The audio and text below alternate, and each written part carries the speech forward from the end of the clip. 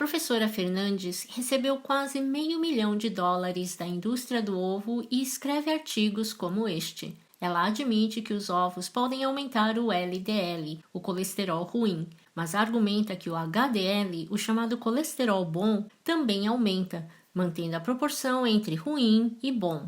Este é o estudo que ela cita para apoiar essa afirmação. Mas em vez de escolher especificamente este estudo que ela realizou com dinheiro do Conselho de Ovos, envolvendo 42 pessoas, se você olhar para uma meta-análise, ou seja, o melhor balanço das evidências, o aumento do ruim com o aumento na ingestão de colesterol é muito maior do que o aumento do bom.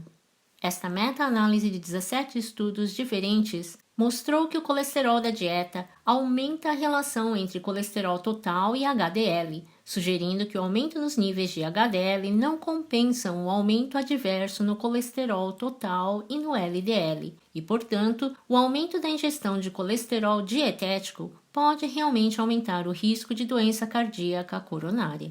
O Conselho de Ovos respondeu dizendo que o aumento do risco de doenças cardíacas associado com o consumo de ovos precisa ser colocado em perspectiva em relação a outros fatores de risco, argumentando que é pior ter excesso de peso do que comer ovos. Ao que os pesquisadores responderam: seja como for, é mais fácil diminuir a ingestão de ovos do que perder peso permanentemente. Tudo bem, ovos aumentam o LDL. Mas eles argumentam que é LDL grande. Este conceito de que LDL grandes e macios não são tão ruins quanto LDL pequenos e densos. E de fato, LDL grande só aumenta o risco de doença cardíaca em 44%, ao invés de 63% do LDL pequeno.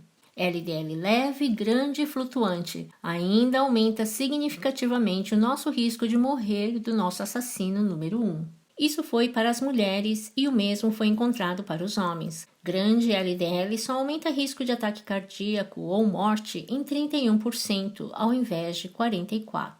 Resumindo, como a mais recente revisão sobre o assunto concluiu, colesterol LDL foi claramente estabelecido como um agente causador de aterosclerose, independentemente da sua dimensão. No entanto, veja a forma como o pesquisador do Conselho de Ovos redigiu. A formação de LDL grande de ovos é considerada protetora contra o ataque cardíaco em relação ao LDL pequeno. Isso é como dizer que ser esfaqueado é protetor em relação a levar um tiro. Os profissionais de saúde devem ter em mente, ela escreveu, que restringir o colesterol da dieta coloca um fardo sobre a ingestão de ovos e leva à evasão de um alimento que contém componentes alimentares como carotenoides e colina. Agora, ela escreveu isso em 2012, antes do estudo marco de 2013, mostrando que a colina de ovos parece aumentar o risco de acidente vascular cerebral, ataque cardíaco e morte. Então, ela pode ser desculpada por isso. Mas e quanto aos carotenoides nos ovos, como luteína e zeaxantina, tão importantes para proteger a visão e reduzir a oxidação do colesterol? Como o Dr. Greger já explicou, os montantes desses fitonutrientes em ovos são minúsculos. Uma colher de espinafre contém tanto quanto 9 ovos. E, em seguida, compararam os efeitos previsíveis sobre a saúde dos olhos entre ovos orgânicos caipiras em comparação com o milho e espinafre. Mas e quanto aos efeitos de ovos na oxidação do colesterol? Sabemos há décadas que o colesterol LDL é ruim, mas LDL oxidado é ainda pior. Assim, a lógica desta professora é de que uma vez que os ovos têm vestígios desses antioxidantes, a implicação é que os ovos evitam a oxidação do colesterol. Mas a ciência mostra exatamente o oposto.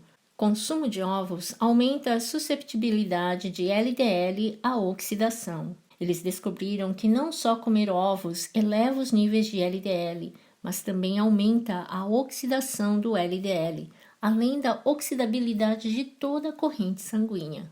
Será que isso também acabou de ser publicado de modo que ela não teria como saber? Não.